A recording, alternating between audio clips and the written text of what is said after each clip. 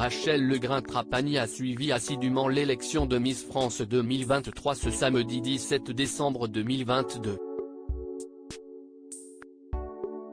Si bien que la compagne de Valentin Léonard a donné son avis sur les discours des reines de beauté, qui n'étaient pas à son goût. Rachel Legrain-Trapani veut bannir les stéréotypes.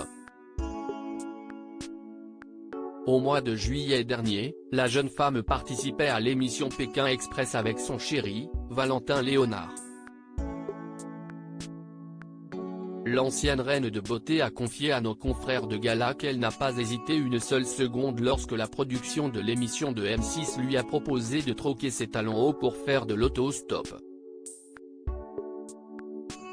C'est la seule émission de télévision à laquelle je voulais participer. Alors forcément, quand on me l'a proposé, j'ai tout de suite accepté bien avant de connaître la date, a-t-elle confié. Et d'ajouter, dans Pékin Express, j'ai totalement oublié ce qu'était le maquillage et la coiffure. Même me laver, je ne le faisais pas tous les jours.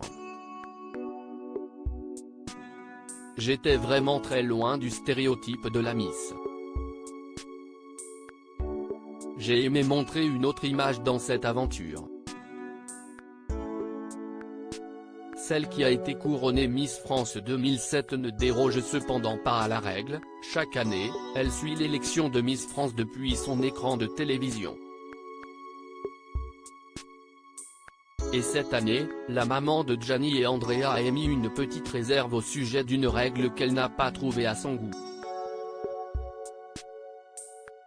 Rachel Legrain-Trapani parle de ce regret au sujet de l'élection de Miss France comme des millions d'autres Français. Rachel Legrain-Trapani avait les yeux rivés sur son écran de télévision pour suivre le couronnement de Miss France 2023.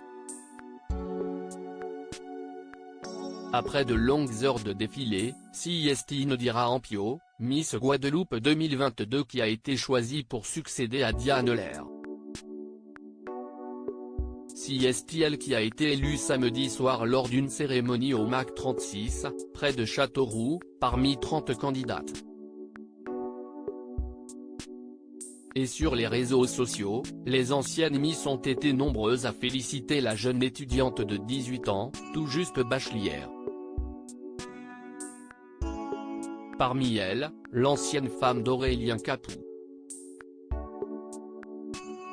Si elle n'était pas présente à Châteauroux aux côtés de Marine l'orphelin, membre du jury, cela ne l'a pas empêché de commenter l'élection dans sa story Instagram. Quelques minutes avant l'annonce de la lauréate, Rachel Legrain-Trapani a donné son avis sur une règle du concours qu'elle trouve un peu désuète. Je fais un sans faute pour l'instant, a-t-elle confié, avant d'ajouter ceci, par contre, je préférais les questions plutôt que les discours qui manquent un peu de spontanéité. Les goûts et les couleurs.